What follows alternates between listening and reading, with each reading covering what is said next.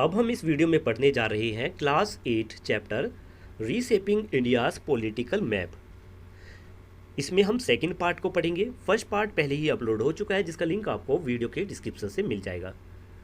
लिखा है, हमने पहले पढ़ा था कि अलाउद्दीन खिलजी साउथ की ओर बढ़ा क्योंकि वहाँ की संपत्ति बहुत रिनोड यानी बहुत ही मशहूर थी। उस समय होसला साम्राज्य साउदर्न इंडिया के कुछ हिस्सों पर शासन कर रहा था, खासकर आज का कर्नाटक। उन्होंने दिल्ली सल्तनत के कई हमलों को रोका। फेंडेड ऑफ का मतलब है रोकना। तो होसला साम्राज्य ने दिल्ली सल्तनत के कई हमलों को रोका था और दक्षिण का एक लौता ऐसा राज्य बना रहा जो इंडिपेंडेंट था। हाउएवर, लेकिन बार बार के हमलों और इंटरनल कॉन्फ्लिक्ट्स यानी आपसी झगड़ों से यह होसला साम्राज्य कमजोर होता गया और 14th सेंचुरी के मिड में यह विजयनगर साम्राज्य के साथ मिल गया। Don't miss out. लिखा है, the sculpture in figure 2.9 narrates the story behind the Hoysalas emblem. Figure 2.9 में दिखाया गया शिल्प होसला साम्राज्य के प्रतीक की कहानी बताता है। कन्नड़ फोल्कलोर यानी कन्नड़ लोक कथा बताती है कि साला नाम का एक युवक अपने गुरु को बचाने के लिए शेर से लड़ा। तभी उसके गुरु ने कहा, होए मारो साला, और यही से इस वंश का नाम पड़ा होयसाला। दिल्ली सल्तनत को कई इंडिपेंडेंट क्षेत्रीय सल्तनतों के विद्रोह का भी सामना करना पड़ा। उदाहरण के लिए बहमनी सल्तनत 14th सेंचुरी के मध्य में उभरी और कुछ समय तक दक्कन के बड़े हिस्सों पर शासन किया। गुजरात, बंगाल और अन्य क्षेत्रों में भी शक्तिशाली सल्तनतें बनी। इसी बीच अलायंस एंड वॉर्स यानी दोस्ती और दुश्मनी का जटिल खेल चलता रहा। राजस्थान का कुछ हिस्सा दिल्ली सल्तनत की पकड़ से बाहर रहा। 15वीं सदी में मेवाड़ के राजा राणा कुंभा ने दिल्ली सल्तनत और बाद की सल्तनतों के आक्रमणों का डटकर विरोध किया और उन्हें पीछे हटने के लिए मजबूर किया। नेक्स्ट लिखा है, डोंट मिस आउट में कुंभलगढ़ किला 15th सेंचुरी में राणा कुंभा ने अरावली पहाड़ियों में बनवाया। यह मेवाड़ के राजाओं का मजबूत गढ़ बना, स्ट्रॉन्ग होल्ड यानी मजबूत गढ़ बना, जो एक प्रमुख राजपूत राज्य था। आज के राजस्थान के मध्य और दक्षिण हिस्से में यह मौजूद है। यह किला घने जंगलों और खड़ी ढलानों से घिरा हुआ है। इसकी दीवार 36 किलोमीटर लंबी है, जो दुनिया की सबसे लंबी लगातार बनी दीवारों में से एक है। क्वेश्चन पूछा है कि आपको क्या लगता है, why do you think such location were chosen for many of the medieval fort. आपको क्या लगता है कि मध्यकालीन समय में किले ज़्यादातर ऐसी जगहों पर क्यों बनाए जाते थे? तो हो सकता है इसलिए बनाए जाते थे क्योंकि राजा अपने दुश्मनों से अपनी प्रजा को रक्षा करने के लिए पहाड़ पर किले बनाते थे, क्योंकि जो दुश्मन है वो आसानी से पहाड़ पर नहीं चढ़ पाते और पहाड़ से निशाना लगाना या तीरंदाजी करना या हमला करना आसान होता था। आगे है विजयनगर एम्पायर। जब दिल्ली सल्तनत राजनीतिक रूप से अस्थिर हो गई, अनस्टेबल हो गई, तब दक्षिण भारत में एक नया शक्ति केंद्र उभरा। 14वीं सदी में दो भाई हरिहर और बुका, जो सूर में मोहम्मद बिन तुगलक के अधीन गवर्नर थे, बाद में दिल्ली की सत्ता को मानने से इनकार कर दिया। उन्होंने एक इंडिपेंडेंट यानी स्वतंत्र राज्य की स्थापना की, जो धीरे धीरे साउदर्न इंडिया में एक बड़ी शक्ति का रूप बना। यही राज्य आगे चलकर विजयनगर साम्राज्य कहलाया। आगे डोंट मिस आउट में लिखा है कि लोक कथा के अनुसार हरिहर और बुका ने हम्पी, जो आज का कर्नाटक है, में एक अद्भुत दृश्य देखा। एक ऐसा दृश्य जो भुलाया ना जा सके। उन्होंने देखा कि एक खरगोश मुड़कर शिकारी कुत्ते, हाउंड्स का मतलब होता है शिकारी कुत्तों के झुंड को भगाने लगा।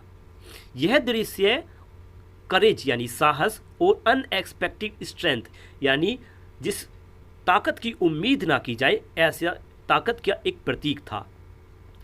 जब दोनों भाइयों ने यह घटना अपने गुरु विदारण्य को सुनाई तो गुरु ने इसे रिसाइलेंस और ब्रेवरी यानी साहस और धैर्य का प्रतीक माना। उनके गुरु ने सलाह दी कि यहीं पर अपनी राजधानी बसाओ। विजयनगर साम्राज्य के नॉर्थ में बहमनी सल्तनत का एक बड़ा दुश्मन था। विजयनगर साम्राज्य के नॉर्थ में बहमनी सल्तनत एक बड़ा दुश्मन था। बाद में यह सल्तनत 5 इंडिपेंडेंट स्टेट्स में बट गई जिन्हें दक्कन सल्तनत कहा गया। नाम कुछ इस तरीके से है: बीजापुर, गोलकुंडा, बेरार, अहमदनगर, बीदर। इन सब पर पहले गवर्नर या तरफदार का शासन था, यानी यहाँ पर गवर्नर या तरफदार ही इनको कंट्रोल करते थे, लेकिन अब इनका शासन यहाँ पर आ गया, जिन्होंने अपनी स्वतंत्रता यहाँ पर घोषित कर दी। विजयनगर के शासकों को मुख्यतः पहले 2 राज्यों बीजापुर और गोलकुंडा से लड़ाई करनी पड़ी। साथ ही उन्हें पूर्व में गजपति शासकों यानी उड़ीसा के राजाओं से भी युद्ध करना पड़ा। थिंक अबाउट इट में आपसे क्वेश्चन पूछा है कि क्या आपने देखा कि गजपति जैसे नामों में पति शब्द आता है। पति का मतलब होता है स्वामी, मालिक। उस समय कई राजवंश अपने शासकों के नाम में पति जोड़ते थे ताकि उनकी शक्ति और प्रतिष्ठा दिखाई दे। विजयनगर के राजा कहलाते थे नरपति, बहमनी सल्तनत के शासक कहलाते थे अशुपति और मराठा शासक कहलाते थे छत्रपति। हर उपाधि, हर टाइटल या हर उपाधि राज शक्ति और पावर यानी सामर्थ्य के अलग अलग पहलू दिखाती थी। क्या आप अब अंदाजा लगा सकते हो कि ये तीनों शब्द नरपति, अशुपति और छत्रपति का क्या अर्थ हो सकता है। आगे पढ़ते हैं कृष्णदेवराय के बारे में। कृष्णदेवराय 16वीं शताब्दी के विजयनगर साम्राज्य अपने महान शासक कृष्णदेवराय के शासन में अपनी ऊंचाई पर पहुंचा। उन्होंने साम्राज्य का विस्तार किया और दक्कन क्षेत्र पर साम्राज्य की शक्ति स्थापित की। डोमिनेंस यानी अपनी ताकत से साम्राज्य की स्थापना की। अंडर हिज रूल यानी उनके शासनकाल में साम्राज्य ने सैन्य शक्ति, जो मिलिट्री पावर है, सैन्य शक्ति और कल्चरल रिनाइजेंस यानी सांस्कृतिक पूर्ण जागरण दोनों हासिल किए। मतलब कृष्णदेवराय के अधीन ये मिलिट्री पावर और कल्चरल रिनाइजेंस ये दोनों अच्छे से फले फूले। उन्होंने संस्कृत, तेलुगु और कन्नड़ के कवियों और विद्वानों को संरक्षण दिया। उन्होंने खुद तेलुगु भाषा में एक महाकाव्य, एक पोयम लिखी। नाम था अमुक्तमाल्यादा। यह काव्य, यह कविता तमिल संत कवित्री अंडाल की कहानी पर आधारित था। इस रचना का एक भाग राजनीतिक है, जिसमें कृष्णदेवराय के अच्छे शासन के विचार बताए। कृष्णदेवराय ने अनेक मंदिर को दान दिया। इनमें तिरुपति मंदिर और अपनी राजधानी विजयनगर का विट्ठल मंदिर शामिल है। विजयनगर में अनेक भव्य मंदिर, महल, पैलेसेस यानी महल और अन्य इमारतें बनी। अब आगे डोंट मिस आउट लिखा है। Foreign travellers visited Vijayanagar for trade, यानी विदेशी यात्री भी विजयनगर व्यापार के लिए आते थे, खासकर पोर्तुगीज यात्री। पोर्तुगीज यात्री का बहुत अच्छे से स्वागत किया जाता था क्योंकि वे घोड़े बेचने आते थे। राजा चाहता था कि ये कीमती घोड़े दुश्मन राज्यों को ना मिले, इसलिए राजा ही उन घोड़ों को पोर्तुगीज से खरीद लेते थे। इन्हीं में से एक पुर्तगाली यात्री डोमिंगो पेस ने विजयनगर राजधानी में अपनी रहने का बहुत लंबा और विस्तृत वर्णन लिखा। उन्होंने लिखा डोमिनो पेस ने, यह शहर मुझे रोम जितना बड़ा और बहुत सुंदर लगा। यहाँ घरों के बगीचों में बहुत सारे पेड़ पौधे हैं। पानी की नहरें, काउंटिल्स ऑफ वाटर यानी पानी की नहरें पूरे शहर में बहती है और कई जगह लेक्स भी हैं। इस शहर के लोग गिनती से बाहर है, मतलब अनगिनत लोग यहाँ पर देखने को मिलते हैं। यह दुनिया का सबसे अच्छी तरह व्यवस्थित शहर है। सड़कों और बाजारों में सामान से भरे हुए बैल चलते हुए नजर आते हैं। यहाँ तुम्हें हर चीज बहुत ज़्यादा, ग्रेट एब्यूंडेंस का मतलब है बहुत ज़्यादा मात्रा में मिल जाती है। अब आगे बढ़ते हैं। लेट्स एक्सप्लोर में लिखा है, सोचिए what element do you observe. हाँ, फिगर 2.1 में आपको क्या दिखाई दे रहा है, कौन कौन से हथियार, जानवर और एक्टिविटी दिखाई दे रही है। मतलब क्वेश्चन है, आगे पढ़ते हैं इसे छोड़कर। लिखा है, after winning many war against his neighbours Krishnadev Rai died of illness in 1529। अपने पड़ोसी राज्यों के खिलाफ कई युद्ध जीतने के बाद कृष्णदेव राय की मृत्यु 1529 में बीमारी से हो गई। 1556 में दक्कन के सुल्तान ने मिलकर एक संधि बनाई, कोएलिशन बनाई यानी एक संधि बनाई। उन्होंने राम राय यानी कृष्णदेव राय के दामाद के नेतृत्व वाली विजयनगर सेना को तालीकोटा के युद्ध में हरा दिया। किसने? दक्कन के सुल्तान ने मिलकर। कई महीनों तक इन्होंने, जब कृष्णदेव राय के दामाद को हरा दिया था तो कई महीनों तक इन्होंने शहर को लूटा। घर, दुकानें, इमारतें, महल और ज़्यादातर मंदिर नष्ट कर दिए गए। आम जनता का भी नरसंहार हुआ। पूरा शहर रून्स यानी खंडर में बदल गया। इसके बाद पूरा साम्राज्य टूटकर छोटे छोटे क्षेत्रों में बंट गया। यह क्षेत्र नायकास यानी पहले के सैन्य गवर्नर के अधीन आ गए। आखिरकार यह साम्राज्य 17वीं सेंचुरी के बीच में समाप्त हो गया। फिर आए द मुगल्स। जब दिल्ली सल्तनत कमज़ोर हो रही थी तब बाबर, जो कि एक तुर्की मंगोल शासक था और सैन्य रणनीतिकार था, मतलब उसे मिलिट्री स्ट्रेटेजी बहुत अच्छे से आती थी, जिसे समरकंद, जो आज उज्बेकिस्तान है, वहाँ से बाबर को निकाल दिया गया था। फिर बाबर ने भारत की ओर ध्यान देना शुरू किया। उसने अपनी नज़रें भारत की ओर गड़ाई। तैमूर का वंशज बाबर ने 1526 में इब्राहिम लोदी को पानीपत में हरा दिया। इस युद्ध के बाद में पहला पानीपत का युद्ध, इस युद्ध को बाद में पानीपत का पहला युद्ध कहा गया। इस युद्ध में गन पाउडर यानी बारूद, फील्ड आर्टिलरी यानी तोपखाना और मैचलॉक गन्स यानी बंदूकों का बहुत ज़्यादा इस्तेमाल किया गया। यानी जब बाबर ने इब्राहिम लोदी को पहली पानीपत के युद्ध में हराया तो इस युद्ध में गन पाउडर, तोप और बंदूकें का बहुत इस्तेमाल किया गया। ये हथियार हाल में ही भारत के युद्ध में शामिल हुए थे। इस हार से दिल्ली सल्तनत का अंत हो गया और इसके साथ ही मुगल साम्राज्य की नींव रखी गई जब बाबर ने दिल्ली की गद्दी संभाली। आगे है बाबर एंड इंडिया। लिखा है, बाबर ने एक साफ सुथरी कैंडिड ऑटोबायोग्राफी यानी एक साफ सुथरी आत्मकथा लिखी जिसका ऐतिहासिक महत्व बहुत ज़्यादा है।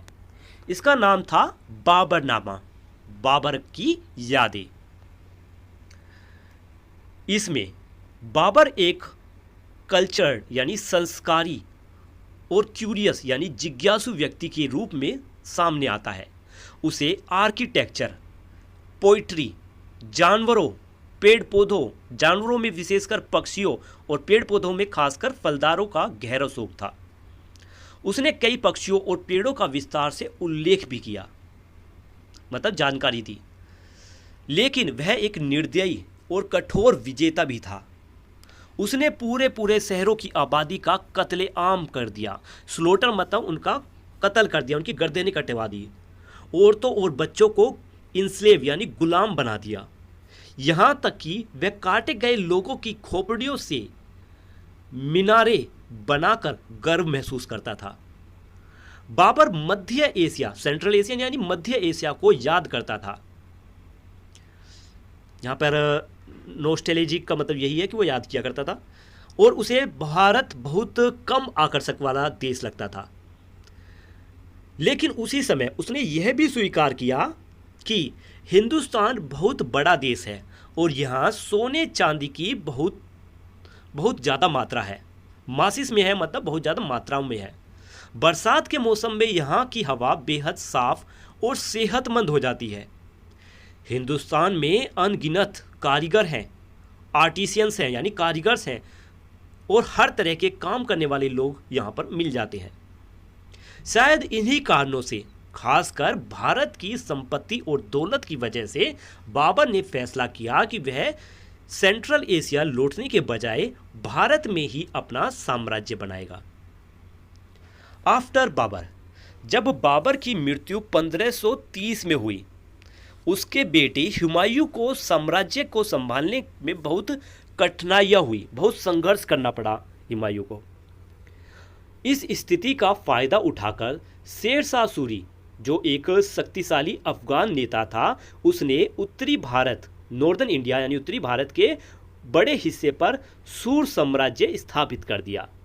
उसने कई लंबे समय तक चलने वाले रिफॉर्म्स यानी सुधार भी लागू किए, लेकिन यह साम्राज्य उसका ज़्यादा समय तक नहीं चला। जल्द ही हुमायूं ने फिर से खोए हुए इलाकों को भी जीत लिया। आगे है हिमू या Hemu. Before this happen, Hemu, a skilled military commander and chief minister under one of the last Suri ruler, captured Delhi and ruled it briefly under the royal name of Hemchandra Vikramaditya. इससे पहले, जब यह घटना घटी तो इससे पहले हिमू एक कुशल सेनापति और सूर वंश के अंतिम शासकों में से एक का प्रधानमंत्री या फिर वजीर था। उसने दिल्ली पर कब्जा किया और कुछ समय तक हेमचंद्र विक्रमादित्य के राजसी नाम के साथ साथ शासन किया। हालांकि उसे कुछ युद्धों में सफलता मिली, लेकिन दूसरे पानीपत के युद्ध में बाबर के पोते अकबर से युद्ध करते समय वह घायल हो गया। हेमू को पकड़ लिया गया और फिर अकबर के सामने लाया गया। अकबर ने उसका सिर काटने का आदेश दिया। इसके बाद अकबर ने जल्द ही दिल्ली को मुगलों के लिए वापस हासिल कर लिया। आगे है अकबर के बारे में।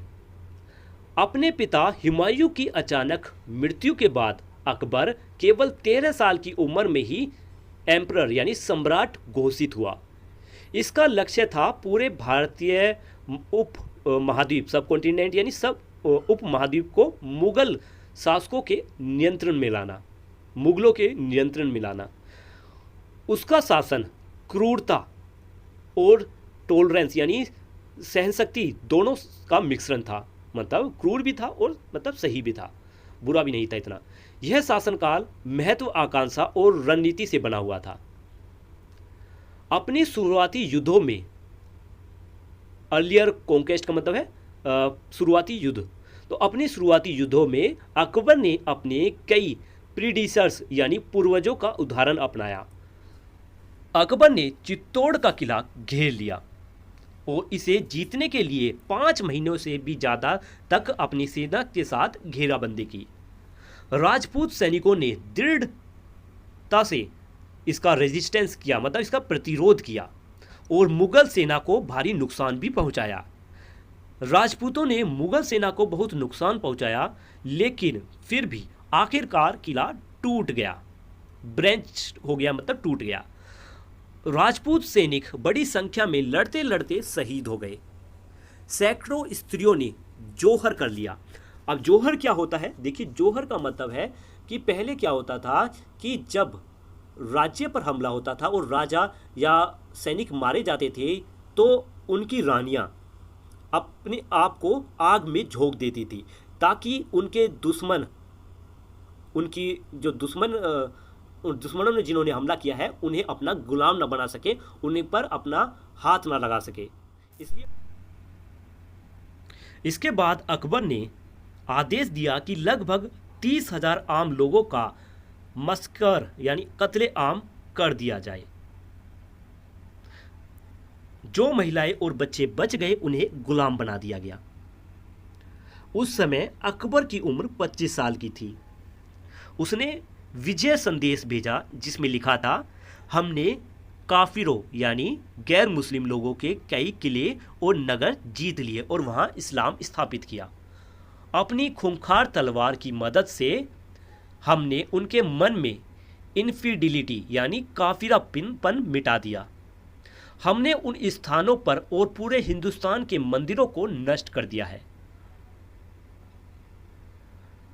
अकबर ने अपने पूर्वजों की इस सोच को अपनाया। उनके पूर्वजों की सोच थी कि एक राजा, मोनार्च यानी एक राजा को हमेशा कॉन्केस्ट यानी विजय में, जीत में लगे रहना चाहिए, नहीं तो दुश्मन उनके खिलाफ हथियार उठा लेंगे।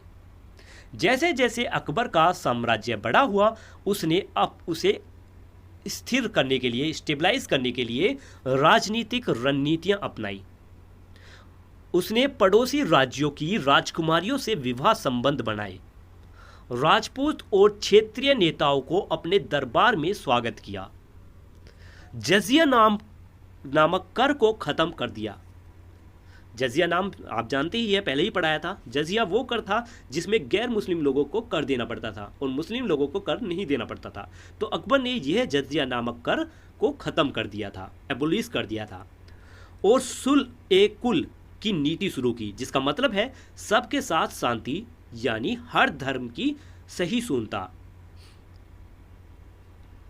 अकबर ने अलग अलग धर्मों के बीच इंटरफेथ डायलॉग शुरू किए, मतलब बातचीत, शांति से बातचीत करना शुरू किया। ऊंचे पदों पर हिंदू अधिकारियों को भी अपने दरबार में उसने नियुक्त किया, अपॉइंट किया, और कई साहसी सुधार किए। इन सब के जरिए उसने अपना साम्राज्य फैलाया और उसे स्टेबलाइज किया, उसे मजबूत किया। यहां तक कि कई राजपूत शासकों का भी उसको सपोर्ट मिल गया। अकबर के दरबारी इतिहासकार और जीवन लेखक अबुल फैजल ने अकबर का एक कथन दर्ज किया, जिसमें लिखा था, पहले मैं लोगों को अपने धर्म में जबरदस्ती लाता था और उसे इस्लाम मानता था। ये बात किसकी है? अकबर की। मतलब अकबर का कहना है कि पहले मैं लोगों को अपने धर्म में जबरदस्ती लाता था और उसे इस्लाम मानता था, लेकिन जैसे जैसे मेरा ज्ञान बढ़ा मुझे शर्म महसूस होने लगी। क्योंकि मैं खुद सच्चा मुस्लिम नहीं था, इसलिए दूसरों को जबरदस्ती मुस्लिम बनाना अनुचित था। जबरदस्ती धर्म बदलवाने वाले लोग कितने कंसिस्टेंसी रह सकती हैं, कितने स्थिर कैसे रह सकती हैं, कैसे शांत रह सकता है उनका मन। अकबर का लंबा शासन लगभग 50 साल तक चला और लगभग 1556 से शुरू हुआ ये शासन, 605 तक उनकी मृत्यु हो गई। शासन का बीच का समय बड़ा ही शांतिपूर्वक रहा था, लेकिन अंतिम 15 सालों में उसने नए सैन्य अभियान चलाए, कश्मीर, सिंध, दक्कन और अफगानिस्तान में। अब है अकबर के बाद का समय। अकबर खुद अनपढ़ था, लेकिन फिर भी उसे फारसी और भारतीय ग्रंथों को जानने की बहुत इच्छा थी। उसे भारतीय शास्त्रीय विचार में गहरी रुचि थी, इसलिए वह अक्सर स्कॉलर्स यानी विद्वानों को अपने दरबार में बुलाता था। अकबर ने फतेहपुर सीकरी में एक हाउस ऑफ ट्रांसलेशन यानी एक तरीके की लाइब्रेरी बनवाई।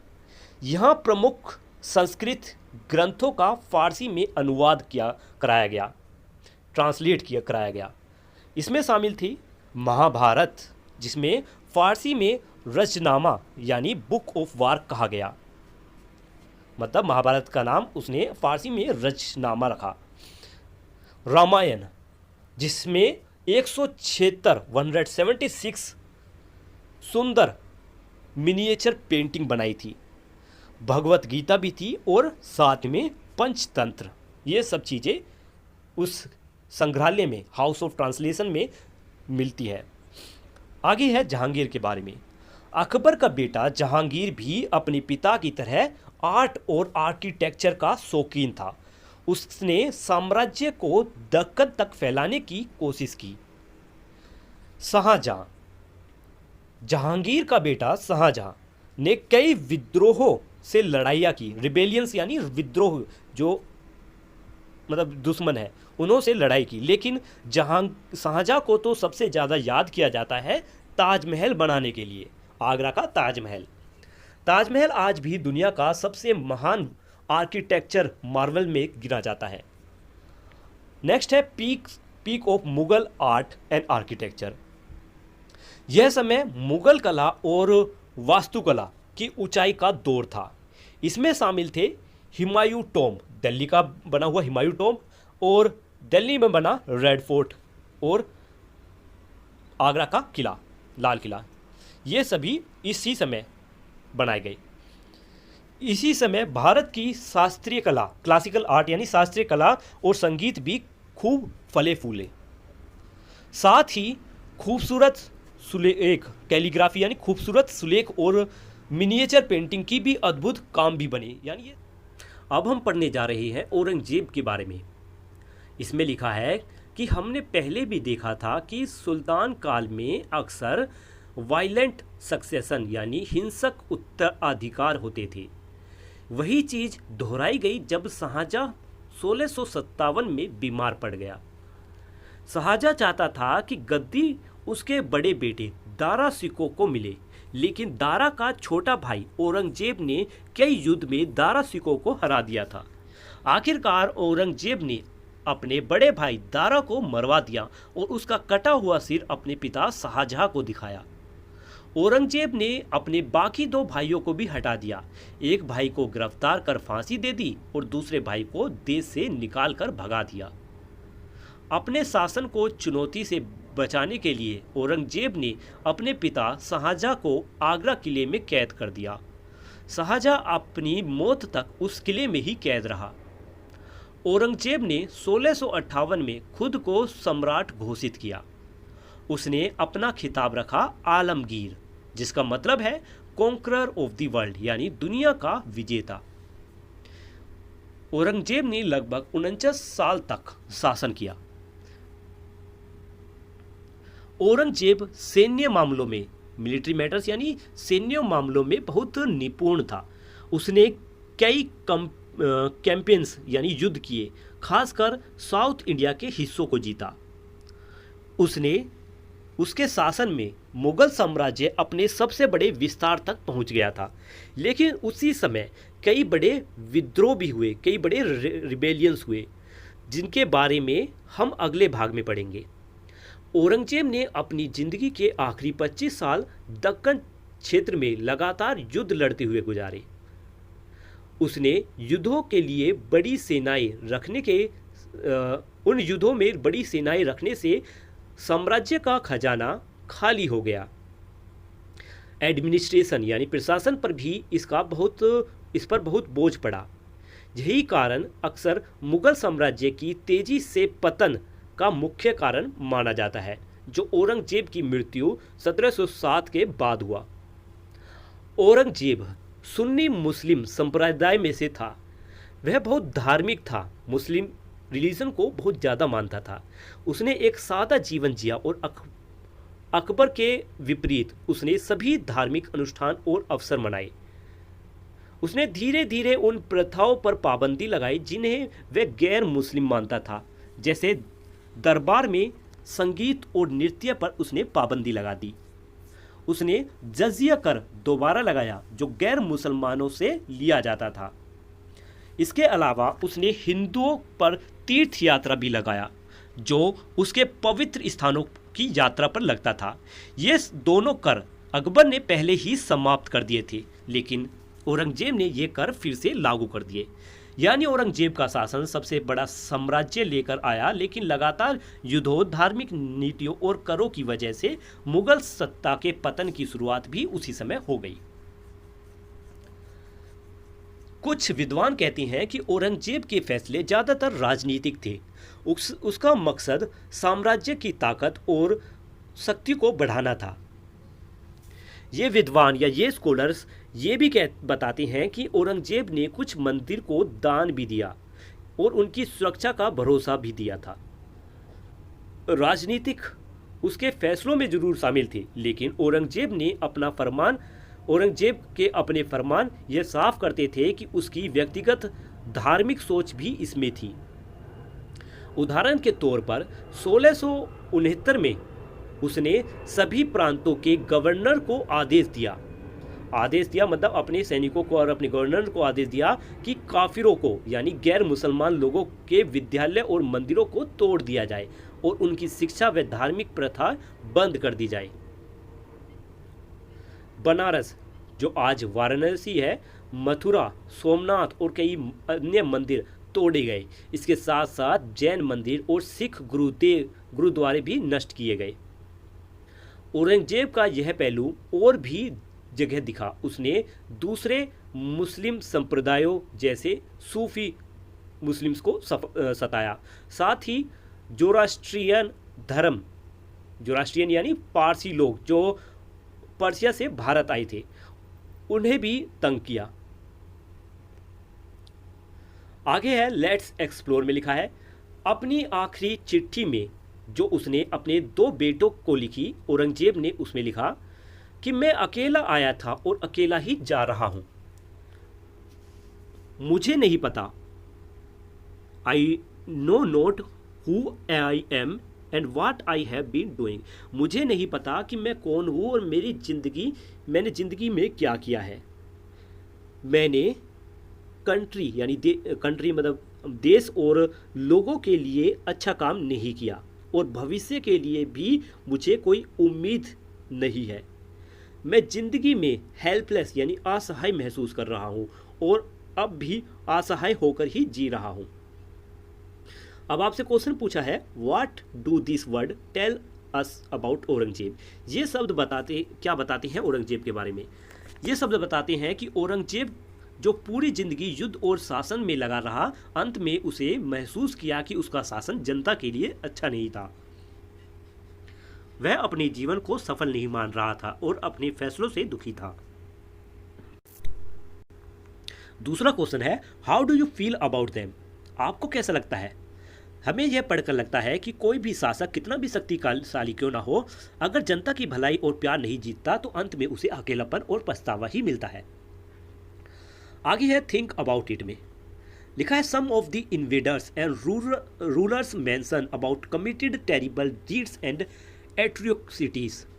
ऊपर बताए गए कुछ आक्रमणकारियों और शासकों ने बहुत भयानक काम और अत्याचार किए। और भी बहुत से उदाहरण दिए जा सकते हैं, जैसे कि हिस्ट्री डार्कर चैप्टर, इतिहास के काले अध्याय वाले नोट जो पेज 20 में साफ लिखा है। हमें हमेशा याद रखना चाहिए कि यह बात बीते समय के लोगों के बारे में है, आज के लोगों के बारे में नहीं। हमें अपने अतीत को जानना चाहिए और उन लोगों या उन विक्टिम्स पर जिन पर अत्याचार हुए वे हमारे सम्मान और याद के हकदार हैं। लेकिन यह बात बहुत ज़रूरी है कि हम आज के लोग सैकड़ों साल पहले हुए इन व्यक्तिगत कामों के लिए जिम्मेदार नहीं है। ये वीडियो यहीं पर ख़त्म होती है। उम्मीद है आपको यहाँ तक चैप्टर समझ आया होगा। इसके नेक्स्ट पार्ट में इस चैप्टर को हम कंप्लीट करेंगे। मिलते हैं नेक्स्ट वीडियो में, तब तक के लिए बाय बाय।